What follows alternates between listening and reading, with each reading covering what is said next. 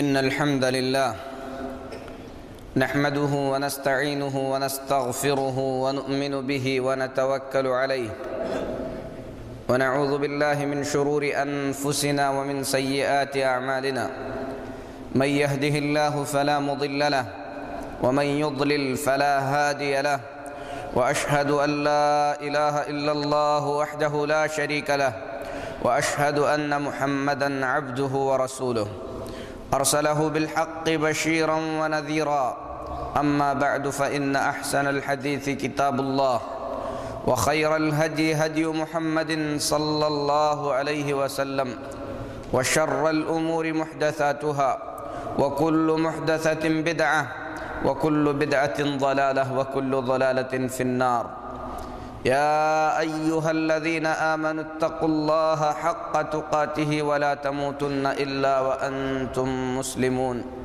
يا أيها الناس اتقوا ربكم الذي خلقكم من نفس واحدة وخلق منها زوجها وبث منهما رجالا كثيرا ونساء واتقوا الله الذي تساءلون به والأرحام إن الله كان عليكم رقيبا يا أيها الذين آمنوا اتقوا الله وقولوا قولا سديدا يصلح لكم أعمالكم ويغفر لكم ذنوبكم ومن يطع الله ورسوله فقد فاز فوزا عظيما أما بعد محترم اسلامی بھائیو، اللہ تبارک و تعالیٰ سے ہم سب سے پہلے دعا کرتے ہیں کہ اللہ رب العالمین ہم تمام کو قیامت کے دن اپنے عرش کے سائے میں جگہ عطا فرمائے، جس دن عرش الہی کے سائے کے سوا کوئی اور سایہ نہیں ہوگا۔ میرے محترم بھائیو، اس دن کی ہولناکی اور پریشانی سے بچنے کے لیے یہ انتہائی ضروری ہے کہ آدمی اس سے پہلے اس کی تیاری کر لے۔ بخاری شریف میں حضرت ابو ہریرہ رضی اللہ تعالی عنہ سے روایت ہے، محمد الرسول اللہ صلی اللہ علیہ وسلم نے فرمایا، سات قسم کے آدمی ایسے ہوں گے جنہیں اللہ تبارک و تعالی اپنے عرش کے سائے میں جگہ عطا فرمائے گا، جس دن اللہ کے عرش کے سائے کے سوا کوئی اور سایہ نہیں ہوگا۔ سب سے پہلے نبی کریم صلی اللہ علیہ وسلم نے اس آدمی کا ذکر فرمایا جو لوگوں کا امیر ہو، حاکم ہو اور ان کے درمیان عدل و انصاف کے ساتھ فیصلہ کرے۔ دوسرا شخص جس نے اپنی جوانی اللہ تبارک و تعالیٰ کی اطاعت اور فرما برداری میں گزاری ہو۔ تیسرا وہ شخص جس کا دل مسجدوں سے لگا ہوا ہو۔ میرے محترم بھائیو، چوتھا آدمی جس کا ذکر نبی کریم صلی اللہ علیہ وسلم نے فرمایا، وہ شخص جسے کوئی خوبصورت عورت بدکاری کی دعوت دے، جو صاحب منصبت بھی ہو، اور وہ شخص اللہ سے ڈرتے ہوئے اس بدکاری سے باز آ جائے۔ نبی کریم صلی اللہ علیہ وسلم نے فرمایا، رجل دعته امرأة ذات منصب وجمال فقال انی اخاف اللہ۔ ایسا شخص، ایسا آدمی، ایسا مرد جسے کوئی خوبصورت صاحب منصبت اونچے گھرانے کی عورت بدکاری کی دعوت دے اور وہ کہے کہ میں اللہ سے ڈرتا ہوں۔ میرے محترم بھائیو، امت محمدیہ کو اللہ تبارک و تعالی جن چیزوں سے آزماتا ہے، ان چیزوں کا ذکر کرتے ہوئے نبی کریم صلی اللہ علیہ وسلم نے فرمایا، بنی اسرائیل کا سب سے پہلا فتنہ عورت کی وجہ سے تھا، اور میری امت کا فتنہ مال ہے۔ دوسری روایت میں نبی کریم صلی اللہ علیہ وسلم نے فرمایا کہ عورتیں مردوں کے لیے فتنہ ہیں اور شیطان کا جال ہیں۔ اسی لیے انسان کو چاہیے کہ اللہ تبارک و تعالیٰ کا خوف اپنے دل میں بٹھائے بدکاریوں سے اپنے آپ کو دور رکھنے کی کوشش کرے۔ میرے محترم بھائیوں، زناکاری، بدکاری ایک ایسا عمل ہے جسے ہر مذہب برا سمجھتا ہے، اور اسی لیے اسلام نے زنا اور بدکاری کرنے سے منع ہی نہیں کیا، بلکہ اللہ تبارک و تعالیٰ نے زنا کے قریب جانے سے بھی منع فرمایا۔ اللہ نے فرمایا وَلَا تَقْرَبُوا الزِّنَا إِنَّهُ كَانَ فَاحِشَةً وَسَاءَ سَبِيلًا، زنا کے قریب بھی نہ جاؤ، کیونکہ یہ فاحشہ یعنی گندہ کام اور برا راستہ ہے۔ بلکہ ایک زانی، ایک بدکار جب زنا کرتا ہے، بدکاری کرتا ہے، تو محمد الرسول اللہ صلی اللہ علیہ وسلم نے فرمایا ایمان کی حالت میں نہیں ہوتا۔ آپ فرماتے ہیں لا یزنی الزانی حین یزنی وہو مؤمن، ایک زنا کرنے والا جب زناکاری کرتا ہے تو وہ حالت ایمان میں نہیں ہوتا، اس کا ایمان نکل جاتا ہے۔ دوسری روایت میں اس کی وضاحت کرتے ہوئے نبی کریم صلی اللہ علیہ وسلم نے فرمایا جب زانی زنا کرتا ہے تو اس کا ایمان ایسے نکل جاتا ہے جیسے تم میں سے کوئی شخص اپنے سر سے اپنی قمیص کو نکال دیتا ہے۔ میرے محترم بھائیوں، زناکاری کے قریب جانے سے منع اللہ تبارک و تعالیٰ نے منع فرمایا، تو نبی کریم صلی اللہ علیہ وسلم نے اس کی وضاحت کرتے ہوئے فرمایا، حضرت ابو ہریرہ رضی اللہ تعالیٰ عنہ حدیث کے راوی ہیں، بخاری اور مسلم کی حدیث ہے، نبی کریم صلی اللہ علیہ وسلم فرماتے ہیں کتب علی ابن آدم نصیبہ من الزنا، بنی آدم پر زناکاری کا ایک حصہ جو لکھا گیا ہے وہ بے شک اس کو کر کے ہی رہے گا۔ اس کی وضاحت نبی کریم صلی اللہ علیہ وسلم نے فرمائی، کہا فالعینان زناہما النظر، آنکھیں بدکاری کرتی ہیں، آنکھیں زنا کرتی ہیں، اور ان کا زنا اللہ کی حرام کردہ چیزوں کو دیکھنا ہے، غیر محرم عورتوں کی طرف دیکھنا ہے، لڑکیوں کی طرف نظریں لگانا ہے۔ اسی طریقے سے میرے محترم بھائیوں، گندی تصویروں کو دیکھنا، فلموں کو دیکھنا، یہ سب اس میں داخل ہوتا ہے۔ رسول اللہ صلی اللہ علیہ وسلم فرماتے ہیں فالعینان زناہما النظر، آنکھیں ان کی بدکاری اللہ کی حرام کردہ چیزوں کو دیکھنا ہے۔ والاذنان زناہما الاستماع، کان ان کی بدکاری، ان کا زنا اللہ کی حرام کردہ چیزوں کو سننا ہے، عورتوں کی آواز کو سننا ہے، عورتوں کے ساتھ گفتگو کرنا ہے، جن کے ساتھ گفتگو کرنے سے اللہ تبارک و تعالیٰ نے منع فرمایا ہے۔ اسی طریقے سے میرے محترم بھائیوں، گانے سننا، میوزک سننا، یہ سب اسی بات میں داخل ہوتا ہے۔ اللہ کے رسول صلی اللہ علیہ وسلم فرماتے ہیں واللسان زناہ الکلام، انسان کی زبان اس کا زنا باتیں کرنا ہے، عورتوں کے ساتھ باتیں کرنا، زنا کی دعوت دینا، زناکاری کی باتیں کرنا۔ اللہ تبارک و تعالیٰ نے جن عورتوں کے ساتھ ملنا بیٹھنا منع کیا ہے ان سے بات چیت کرنا، یہ زبان کا زنا ہے۔ اور اللہ کے نبی صلی اللہ علیہ وسلم فرماتے ہیں وَالْيَدُ زِنَاهَا الْبَطْشِ، ہاتھ اس کی بدکاری اللہ کی حرام کردہ چیزوں کو پکڑنا ہے، اللہ کی حرام کردہ عورتوں سے مصافحہ کرنا ہے، ان سے ملنا ہے، ان کے ساتھ ملنا بیٹھنا ہے۔ میرے محترم بھائیو، آپ فرماتے ہیں وَالرَّجُلُ زِنَاهَا الْخُطَى، آدمی کا پیر بھی زنا کرتا ہے، اور اس کا زناکاری کی طرف چل کے جانا، اللہ کی حرام کردہ چیزوں کی طرف چل کر جانا، بدکاری کے لیے اپنے قدم آگے بڑھانا، یہ آدمی کے پاؤں کا زنا ہے۔ والقلب یہوی، نبی کریم صلی اللہ علیہ وسلم فرماتے ہیں دل کا زنا، کسی کی طرف مائل ہونا، عورتوں کی طرف اپنے دل کو پھیر لینا، یہ دل کا زنا ہے۔ والفرج یصدق ذلك كله ويكذبه، اس کے بعد انسان کی شرمگاہ ان تمام چیزوں کی یا تو تصدیق کرتی ہے یا تو تکذیب کرتی ہے۔ آدمی اپنے آپ کو زناکاری سے دور رکھنا چاہتا ہے تو ان تمام وسائل کو دور رکھنا ہوگا۔ اللہ تبارک و تعالیٰ نے جن چیزوں کے دیکھنے سے منع فرمایا ہے، آدمی اپنی نظروں کو اس سے محفوظ رکھے۔ قرآن پاک میں اللہ رب العالمین نے فرمایا قُلْ لِلْمُؤْمِنِينَ يَغُضُّوا مِنْ أَبْصَارِهِمْ، اے نبی صلی اللہ علیہ وسلم، آپ مومن مردوں سے کہہ دیجئے کہ وہ اپنی نظروں کو نیچے رکھیں۔ اسی طریقے سے مومنہ عورتوں کو بھی حکم دیا گیا وَقُلْ لِلْمُؤْمِنَاتِ يَغْضُضْنَ مِنْ أَبْصَارِهِنْ، اے نبی صلی اللہ علیہ وسلم مومنہ عورتوں سے بھی کہہ دیجئے کہ وہ اپنے نظروں کو نیچی رکھیں۔ ام المؤمنین عائشہ رضی اللہ تعالی عنہ کے پاس ایک صحابی آئے جو نابینا تھے۔ اللہ کے نبی صلی اللہ علیہ وسلم نے فرمایا کہ ان سے پردہ کرو۔ ام المؤمنین نے کہا اے اللہ کے نبی صلی اللہ علیہ وسلم یہ نابینا ہیں۔ رسول اللہ صلی اللہ علیہ وسلم نے فرمایا کہ تم تو نابینا نہیں ہو۔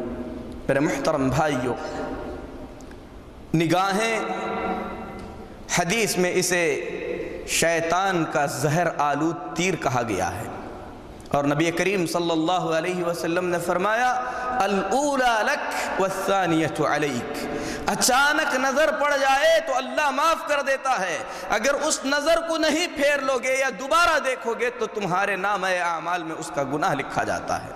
اسی لیے میرے محترم بھائیوں، آدمی کو چاہیے کہ اپنے نظروں کی حفاظت کرے۔ زناکاری کے قریب جانے سے منع کرتے ہوئے، عورت کو ترغیب دیتے ہوئے اسلام نے یہاں تک فرما دیا، حضرت ابو موسیٰ اشعری رضی اللہ تعالی عنہ حدیث کے راوی ہیں، ترمذی اور نسائی میں اس حدیث کو بیان کیا گیا ہے۔ اللہ کے نبی صلی اللہ علیہ وسلم فرماتے ہیں جو کوئی عورت خوشبو لگا کر مردوں کی محفل سے گزرتی ہے یہ سوچ کر کہ اس کی خوشبو کو وہ پالیں، اللہ کے نبی صلی اللہ علیہ وسلم فرماتے ہیں فَهِيَ زَانِيَةٌ، یہ عورت بدکار ہے، اس نے بدکاری کی دعوت دی ہے، بدکاری کی طرف لوگوں کو مائل کرتی ہے۔ اسی لیے میرے محترم بھائیوں، آدمی کو چاہیے کہ اپنے عفت، اپنے ناموس، اپنے عزت کی حفاظت کرے۔ اللہ کے رسول صلی اللہ علیہ وسلم نے زناکاری اور بدکاری کو قیامت کی نشانیوں میں سے ایک بڑی نشانی قرار دی۔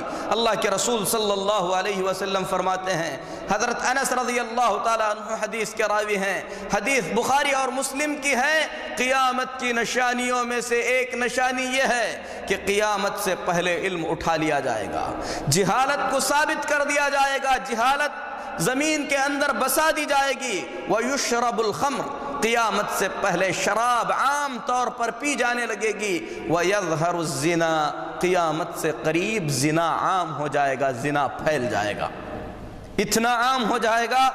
رسول اللہ صلی اللہ علیہ وسلم فرماتے ہیں سڑکوں پر زنا ہونے لگے گا، اس وقت سب سے بہترین شخص وہ ہوگا جو اتنی جرأت کر سکے کہ کسی زنا کرنے والے سے کہے کہ کرنا ہی ہو تو دیوار کے پیچھے کر لو۔ میرے محترم بھائیو، اللہ کے رسول صلی اللہ علیہ وسلم نے اس فاحشہ کے بارے میں فرمایا، بخاری شریف میں ہے، میری امت میں ایسے لوگ ہوں گے جو اللہ کی حرام کردہ شرمگاہوں کو حلال کر لیں گے، اس کے بعد ناچ گانے کو حلال کر لیا جائے گا، شراب پی جانے لگے گی۔ اللہ کے نبی صلی اللہ علیہ وسلم فرماتے ہیں کہ اللہ تبارک و تعالی ان کو بندروں اور سوروں کی شکل میں بدل دے گا، ان کے چہرے مسخ کر دیے جائیں گے۔ میرے محترم بھائیو، نبی کریم صلی اللہ علیہ وسلم نے امت کی بربادی زناکاری کے عام ہونے پر بتلائی ہے۔ ام المؤمنین میمونہ بنت حارث رضی اللہ تعالی عنہ بیان فرماتی ہیں، نبی کریم صلی اللہ علیہ وسلم نے فرمایا لا تزال امتی بخیر ما لم یفش فیہم ولد الزنا، میری امت خیر میں رہے گی، بھلائی میں رہے گی اس وقت تک جب تک کہ امت کے اندر زناکار اولاد کا اضافہ نہ ہو جائے، زناکار اولاد زیادہ سے زیادہ نہ ہونے لگے۔ جب بدکاری زیادہ ہو جائے گی، اس سے پیدا ہونے والی اولاد زیادہ ہو جائے گی، یوشک ان یعممہم اللہ بعذاب، اللہ تبارک و تعالی سب پر عام عذاب نازل فرما دے گا، سب کو ہلاک و برباد کر دے گا۔ میرے محترم بھائیو، یہ زناکاری، یہ بدکاری اگر کسی نوجوان کے بجائے کسی بوڑھے سے صادر ہو تو یہ اس سے زیادہ جرم ہے، اگر کسی نوجوان سے صادر ہو تو شریعت اسلامیہ نے اس کی شناعت، اس کی قباحت اور اس کی برائی کے پیش نظر یہ سزا مقرر فرمائی کہ اسے 100 کوڑے مارے جائیں۔ اللہ رب العالمین نے فرمایا الزانی والزانیۃ فاجلدوا کل واحدۃ منہما 100 جلدہ، زناکار مرد یا زناکار عورت جو بھی ہو اسے 100 کوڑے مارے جائیں، اور یہ 100 کوڑے تمام لوگوں کے سامنے مارے جائیں تاکہ لوگوں کے لیے اس میں زجر اور اللہ تبارک و تعالیٰ کی پکڑ کا خوف ہو۔ بلکہ نبی کریم صلی اللہ علیہ وسلم نے ان 100 کوڑوں کے ساتھ اس سزا کا بھی اضافہ کر دیا کہ ایسے شخص کو شہر سے باہر کر دیا جائے، شہر بدر کر دیا جائے۔ یہ اس شخص کی سزا ہے جو شادی سے پہلے زنا کرے۔ اگر شادی کے بعد زنا کرے، نبی کریم صلی اللہ علیہ وسلم نے اس کے سلسلے میں یہ فیصلہ سنا دیا کہ ایسا شخص جس کے پاس حلال طریقے سے اپنی شہوت کو پورا کرنے کا طریقہ موجود ہے، اس کے باوجود بھی وہ بدکاری کی طرف آمدہ ہوتا ہے، تو ایسا شخص دنیا میں رہنے کے قابل ہی نہیں، لہذا اسے پتھروں سے مار مار کر ہلاک کر دیا جائے۔ قرآن کریم میں آیتیں اتری تھیں، الشیخ والشیخۃ اذا زنیا فرجموہما البتہ، بوڑھا اور بوڑھی یعنی شادی شدہ اگر زنا کر لیں تو انہیں پتھروں سے مار کر ہلاک کر دو۔ یہ آیت کریمہ تلاوت تو اس کی منسوخ ہو گئی، لیکن اللہ تبارک و تعالیٰ نے اس کے حکم کو قیامت تک کے لیے باقی رکھا۔ میرے محترم بھائیو، شادی کے بعد اگر زنا کوئی کرے، اسلام میں اس کی سزا سنگساری ہے، یعنی پتھروں سے مار کر اسے ہلاک کر دینا ہے۔ اگر کوئی شخص بڑھاپے میں زنا کرے تو یہ اس سے بھی زیادہ قبیح اور اس سے بھی زیادہ بری چیز ہے۔ محمد الرسول اللہ صلی اللہ علیہ وسلم نے صحابہ کرام رضوان اللہ علیہم اجمعین سے پوچھا، کیف تظنون الزنا، زنا کے بارے میں تم کیا کہتے ہو؟ صحابہ نے کہا، حرام حرمہ اللہ ورسولہ فہو حرام الی یوم القیامہ۔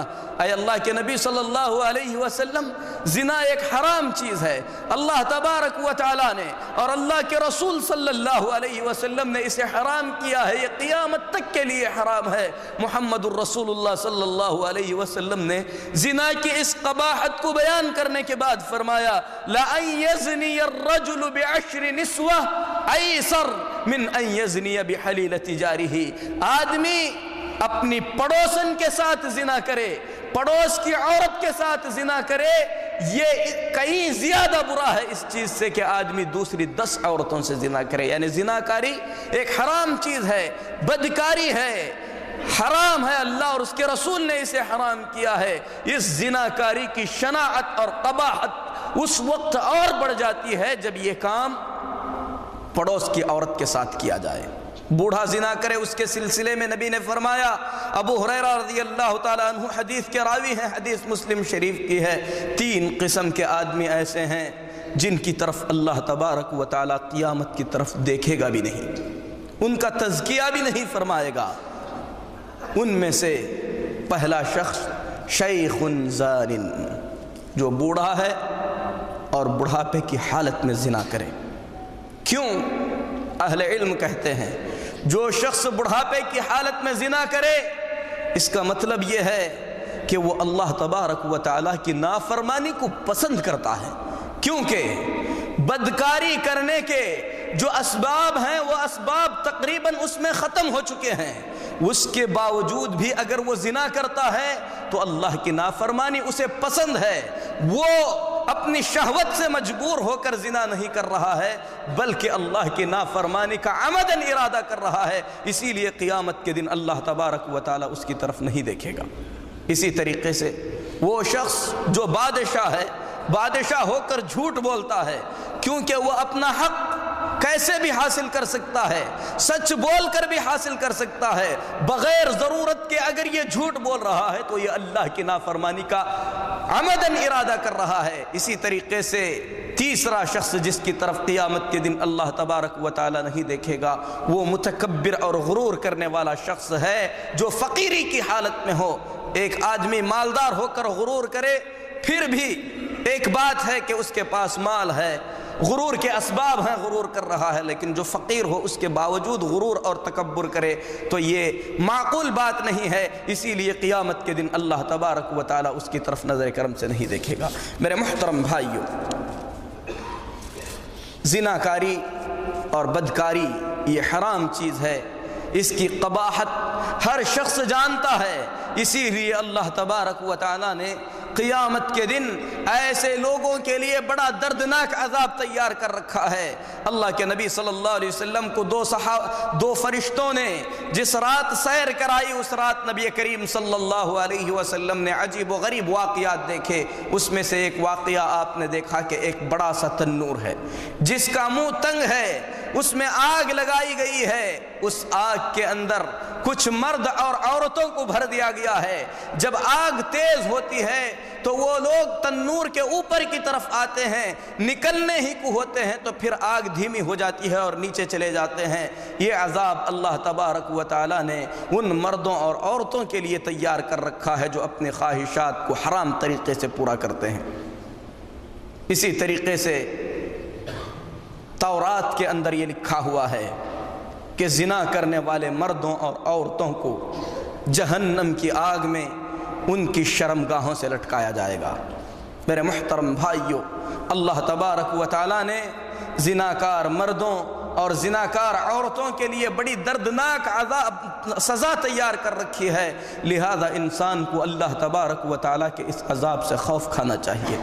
زناکاری اور بدکاری کی اگر انسان کو دعوت دی جائے، خالص اللہ کے لیے آدمی اگر اس دعوت کو ٹھکرا دے تو اللہ تبارک و تعالیٰ قیامت کے دن عرش الہی کے سائے میں اسے جگہ عطا فرمائے گا، جس دن اللہ رب العالمین کے عرش کے سائے کے علاوہ کوئی سایہ نہیں ہوگا۔ اسلاف کی زندگی میں ہم لوگوں کے لیے اس کی بڑی مثالیں ملتی ہیں۔ سب سے بڑی مثال جس کا تذکرہ قرآن پاک میں اللہ رب العالمین نے فرمایا ہے، میرے محترم بھائیو، یوسف علیہ السلام کی مثال ہے۔ سب جانتے ہیں کہ یوسف کو کنویں میں ڈالا گیا، اس کے بعد لا کر مصر میں بیچے گئے۔ مصر میں یوسف علیہ السلام کی پرورش عزیز مصر یعنی مصر کے بادشاہ کے محل میں ہوئی۔ قرآن پاک میں اللہ رب العالمین فرماتا ہے فَلَمَّا بَلَغَ أَشُدَّهُ آتَيْنَاهُ حُكْمًا وَعِلْمًا۔ جب یوسف علیہ السلام جوانی کی دہلیز پر قدم رکھے تو ہم نے ان کو علم اور حکمت عطا فرمائی۔ اس کے بعد کیا ہوا؟ اللہ رب العالمین نے آگے قصہ بیان فرمایا، کہا وَرَاوَدَتْهُ الَّتِي هُوَ فِي بَيْتِهَا عَن نَفْسِهِ وَغَلَّقَتِ الْأَبْوَابَ وَقَالَتْ هَيْتَ لَكَ قَالَ مَعَاذَ اللَّهِ إِنَّهُ رَبِّي أَحْسَنَ مَثْوَايَ إِنَّهُ لَا يُفْلِحُ الظَّالِمُونَ۔ یوسف علیہ السلام جب جوانی کی دہلیز پر قدم رکھے، یوسف کون یوسف ہیں؟ محمد الرسول اللہ صلی اللہ علیہ وسلم نے معراج کی رات یوسف علیہ السلام کو دیکھا، فرماتے ہیں وَقَدْ أُعْتِيَ شَطْرَ الْحُسْنِ۔ یوسف علیہ السلام کو دنیا کی آدھی خوبصورتی عطا کی گئی تھی۔ نوجوان بھی ہے، خوبصورت بھی ہے، اپنے ماں باپ سے دور، بھائی بہنوں سے دور، عار شناعت کسی قسم کی بدنامی کا کوئی خوف نہیں۔ ایسے وقت میں بادشاہ کی بیوی ملکہ یقیناً خوبصورت رہی ہوگی، کیونکہ بادشاہ عام طور پر بدصورت سے شادی نہیں کرتے، اور اس نے اپنے گھر میں دروازے بھی بند کر دیے۔ یوسف علیہ السلام پر ڈورے ڈالنے لگی، بدکاری کی دعوت دینے لگی، دعوت ہی نہیں بلکہ زبردستی تک اس نے کر لی، دروازے بند کر لیے، یوسف کی قمیص کو پکڑ لیا اور کہنے لگی ہیت لک، آؤ میرے ساتھ بدکاری کرو۔ یوسف علیہ السلام نے کیا کہا؟ قال معاذ اللہ، کہا کہ میں اللہ کی پناہ چاہتا ہوں، اللہ سے دعا کرتا ہوں کہ اللہ اس بدکاری سے بچا لے۔ یہ یوسف علیہ السلام کے کلمات تھے۔ میرے محترم بھائیو، قرآن کہتا ہے وَاسْتَبَقَ الْبَابَ وَقَدَّتْ قَمِيصَهُ، دونوں دوڑ پڑے یوسف بدکاری سے بچنے کے لیے۔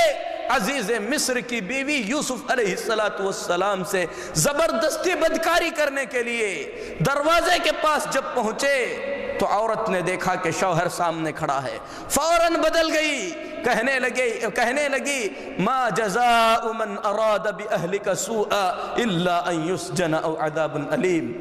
اے بادشاہ، اے عزیز مصر، جو آپ کی عورت کے ساتھ بدکاری کرنا چاہے آپ اسے کیا سزا دیں گے؟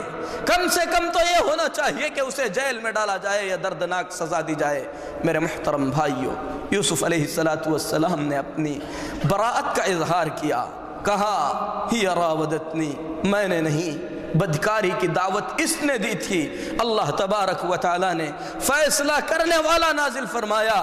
قرآن کریم میں اللہ نے اس حقیقت کو بیان کرتے ہوئے فرمایا وَشَهِدَ شَاهِدٌ مِّنْ أَهْلِهَا إِنْ كَانَ قَمِيصُهُ قُدَّ مِنْ قُبُلٍ فَصَدَقَتْ وَهُوَ مِنَ الْكَاذِبِينَ۔ فیصلہ کرنے والے نے یہ فیصلہ کیا کہ یوسف کی قمیص کو دیکھو، اگر سامنے سے پھٹی ہوئی ہے تو مطلب یہ ہے کہ یہ زبردستی کر رہا تھا، عورت نے بچانے کے لیے یوسف کی قمیص کو پھاڑ دیا۔ وَإِنْ كَانَ قَمِيصُهُ قُدَّ مِنْ دُبُرٍ فَكَذَبَتْ وَهُوَ من الصادقین۔ اگر قمیص پیچھے سے پھٹی ہوئی ہے تو صاف ظاہر ہے کہ یوسف بھاگنے کی کوشش کر رہے تھے، پیچھے سے زبردستی کی گئی اور یوسف کی قمیص پھٹ گئی۔ ایسی صورت میں عورت جھوٹی ہے اور یوسف علیہ السلام سچے ہیں۔ اللہ رب العالمین نے یوسف علیہ السلام کی براءت کو ظاہر فرما دیا۔ قمیص دیکھی گئی، قمیص پیچھے سے پھٹی ہوئی تھی۔ عزیز مصر نے کہا انہو من کیدکن ان کیدکن عظیم، عورت یہ تمہارے فریب سے ہے، تمہارا فریب بڑا ہوتا ہے۔ یوسف اعرض عن ھذا واستغفری لذنبک انک کنت من الخاطئین۔ پھر اس کے بعد یوسف علیہ السلام سے اس نے کہا کہ یوسف اس بات کو چھوڑ دو، اور عورت سے کہا کہ تم خطا کار ہو، اپنے غلطی کی تم اللہ سے معافی مانگو۔ میرے محترم بھائیو، عورت نے اسی پر بس نہیں کیا، زبردستی کتنی بڑھتی جا رہی ہے، اور اللہ کا بندہ اپنے دامن کو کیسے سنبھال رہا ہے۔ ذرا اندازہ لگائیے، عورت دھمکی دیتی ہے، کہتی ہے کہ اے یوسف اگر میرے ساتھ بدکاری نہیں کرو گے تو میں تمہیں دردناک سزا دلا کر رہوں گی، تمہیں جیل میں بھیج دوں گی۔ میرے محترم بھائیو، جس کے دل میں اللہ کا خوف ہوتا ہے، اللہ تبارک و تعالیٰ کی نافرمانی اس کے دل میں سب سے زیادہ بری ہوتی ہے۔ اسی لیے اللہ کے بندے یوسف علیہ السلام نے دعا کرتے ہوئے کیا کہا؟ ربی السجن احب الی مما یدعوننی الیہ، اے میرے رب جیل کی سزا مجھے پسند ہے۔ جس بدکاری کی یہ دعوت دے رہی ہے، یہ بدکاری کرنے کی مجھ میں طاقت نہیں ہے۔ وَإِلَّا تَصْرِفْ عَنِّي كَيْدَهُنَّ أَصْبُ إِلَيْهِنَّ وَأَكُمْ مِنَ الْجَاهِلِينَ۔ اے اللہ میں کوئی بڑا پارسا نہیں ہوں، یہ سب کچھ میں اپنے بلبوتے پر نہیں کر رہا ہوں۔ اے اللہ اگر اس بدکاری کو تو مجھ سے پھیر نہ دے گا، اگر تیری مہربانی نہیں ہوگی تو میں ان کی طرف مائل ہو جاؤں گا اور جاہلوں میں سے ہو جاؤں گا۔ اللہ سے ڈرنے والا کبھی بھی ہر حال میں اللہ کی مدد کا محتاج ہوتا ہے۔ اس کے دل میں غرور نہیں آتا، اس کے دل میں تکبر نہیں آتا، وہ یہ نہیں کہتا کہ میں نے بڑے بڑے مشکل اوقات میں اپنے آپ کو بچایا ہے، بلکہ وہ ہمیشہ یہ کہتا ہے کہ یہ سب اللہ کی مہربانی سے ہوا ہے۔ اسی لیے یوسف نے کہا وَإِلَّا تَصْرِفْ عَنِّي كَيْدَهُنَّ، اے اللہ اگر ان کے شر سے تو نہیں بچائے گا أَصْبُ إِلَيْهِنَّ وَأَكُمْ مِنَ الْجَاهِلِينَ، ہو سکتا ہے میں ان کی طرف مائل ہو جاؤں اور جاہلوں میں سے ہو جاؤں۔ بالفعل یوسف علیہ السلام کو جیل میں رکھا گیا۔ کس جرم میں، کس جرم میں یوسف علیہ السلام جیل گئے تھے؟ میرے محترم بھائیو، جرم صرف اتنا تھا کہ عزیز مصر بدکاری کی دعوت دیتی تھی اور یوسف اپنے دامن کو بچانا چاہتے تھے۔ آج ہم کوئی نیک کام کرتے ہیں، کوئی اچھا کام کرتے ہیں، تھوڑی سی آزمائش آ جاتی ہے، اللہ کی طرف سے معمولی سی پریشانی آ جاتی ہے، واویلا مچانے لگتے ہیں کہ ایسا اچھوں کے ساتھ ہی کیوں ہوتا ہے۔ اللہ کے نبی اپنے دامن کو بچا رہے ہیں، اللہ کی آزمائش انہیں جیل تک جانا پڑ رہا ہے، زبان پر ایک بھی لفظ شکوے اور شکایت کا نہیں ہے، براءت ظاہر ہوئی۔ اس کے بعد بھی کیا کہا یوسف نے؟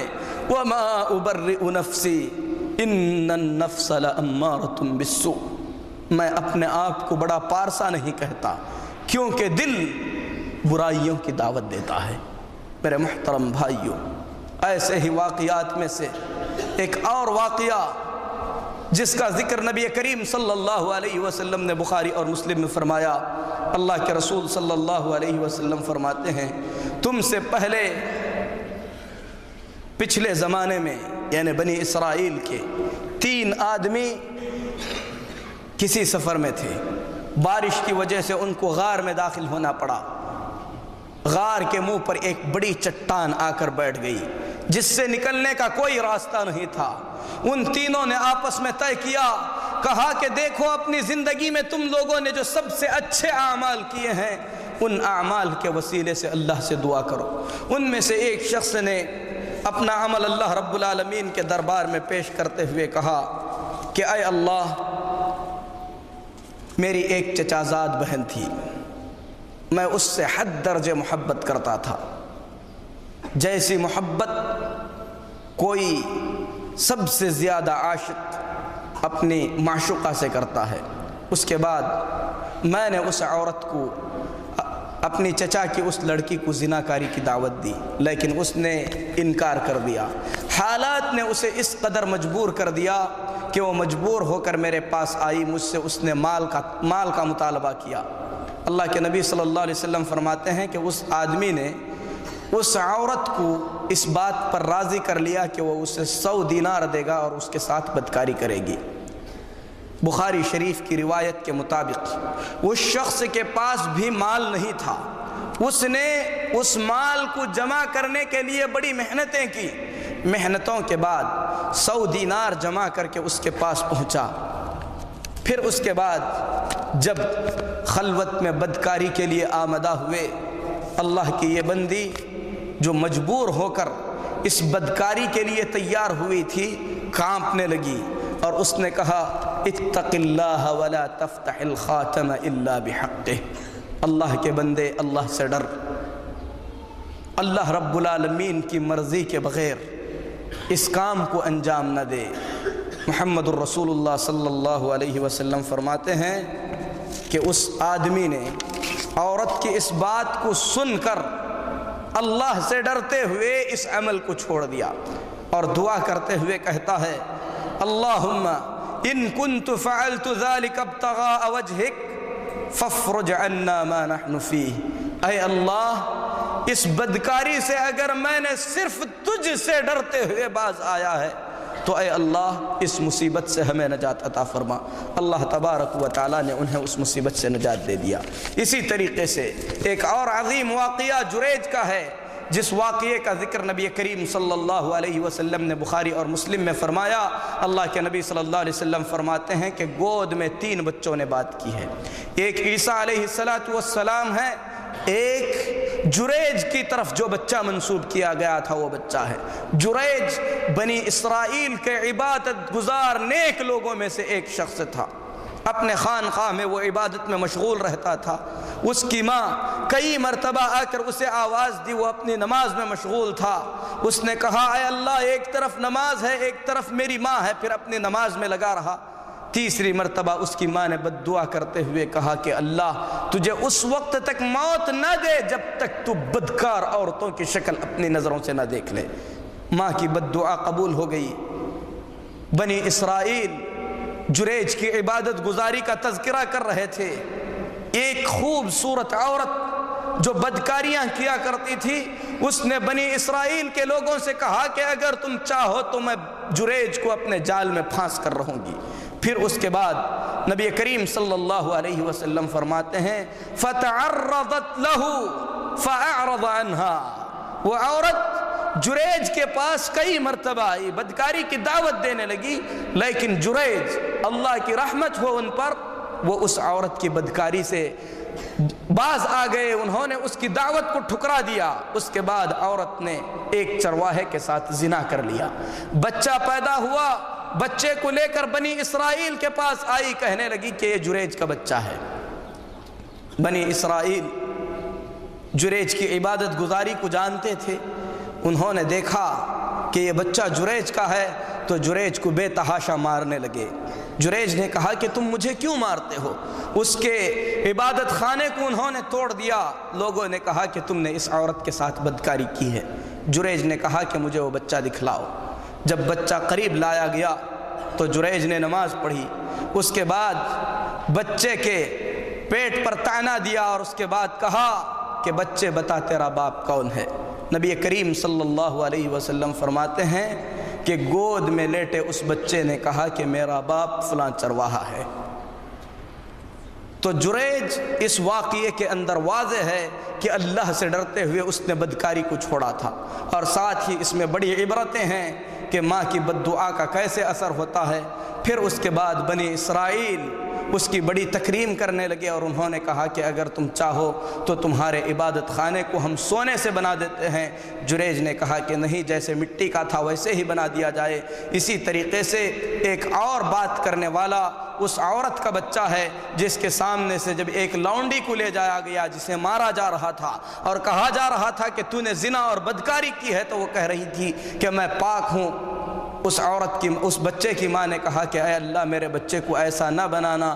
بچہ جو اپنی ماں کی چھاتیوں سے لگا ہوا تھا، اس نے چھاتیوں سے منہ ہٹا کر کہا کہ اے اللہ مجھے اس عورت کی طرح بنانا۔ پھر اس کے بعد ایک بہت ہی زیادہ خوبصورت شہ سوار وہاں سے گزرا۔ عورت نے کہا کہ اے اللہ مجھے میرے بچے کو ایسے بنا دے، تو بچے نے کہا کہ اے اللہ مجھے ایسا نہ بنا۔ عورت نے کہا کہ کیا بات ہے؟ کہا کہ جس عورت کو یہ مار رہے تھے، جس پر زنا اور چوری کا الزام لگا رہے تھے، وہ اللہ کی نیک بندی اور پاک ہے، اور جو شہ سوار ابھی گزرا یہ ظالم و جابر اور لوگوں پر ظلم کرنے والا ہے۔ تو میرے محترم بھائیو، اس قسم کے واقعات کتاب اللہ اور سنت رسول صلی اللہ علیہ وسلم میں بے شمار ہیں، جس میں سلف صالحین ان تمام قسم کے فتنوں سے بھاگتے تھے۔ فتنے سے بچنے کے لیے آدمی کو سب سے پہلے فتنوں کی جگہ سے دور رہنا چاہیے۔ جہاں عورتوں کا آنا جانا ہو، آدمی وہاں پر بغیر ضرورت کے ہرگز نہ جائے۔ گانا بجانا یہ ساری چیزیں زناکاری کا راستہ ہیں، آدمی اس سے گریز کرے۔ اسی طریقے سے میرے محترم بھائیو، اللہ کا خوف، کثرت سے روزے، قرآن کریم کی تلاوت، یہ سب ایسی چیزیں ہیں جو آدمی کو زناکاری سے دور رکھتی ہیں۔ اللہ سے ہم دعا کرتے ہیں کہ اللہ تبارک و تعالی ہمارے دلوں میں اس کا حقیقی خوف پیدا فرمائے جو ہم کو تمام برائیوں سے دور رکھ سکے۔ اقول قولی ھذا واستغفر اللہ لی ولکم ولسائر المسلمین فاستغفروہ انہ هو الغفور الرحیم۔